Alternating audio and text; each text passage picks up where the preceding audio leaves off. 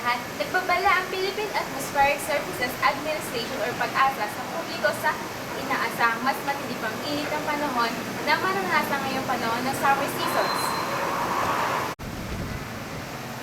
Magandang umaga po!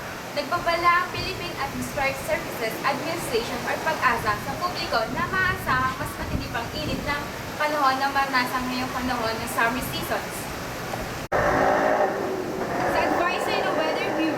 Pinapayuhan ng publiko na iwasan ang pagbibilad sa araw simula alas 10 ng umaga hanggang alas 2 ng hapon, kung saan inaasahan na aakyat hanggang 40 degrees Celsius ang temperatura. Sa Metro Manila, inaasahan na aabot na 37 hanggang 38 degrees Celsius, habang sa ibang lugar gaya ng Cagayan Valley ay maaaring umabot umano ng 39 hanggang 40 degrees Celsius na nauna ng napaputa. Sa Metro Manila, inaasahan na aabot na 37 hanggang 38 degrees Celsius, habang sa ibang lugar, gaya ng Cagayan Valley, ay maaaring umabot ng 39 hanggang 40 degrees Celsius. Naunang nagbabala ang PAG-ASA na posibleng umabot pa hanggang ikalawang linggo ng buwan ng Mayo, ang summer season sa Pilipinas.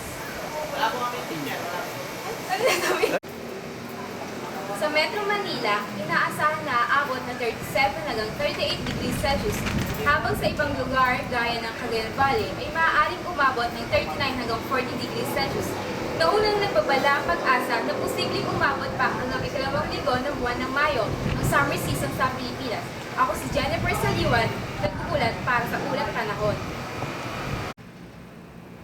Sa ulo ng mga nagbabagang balita, isang lalaki ang inaresto matapos nitong patayin ang sariling kapatid.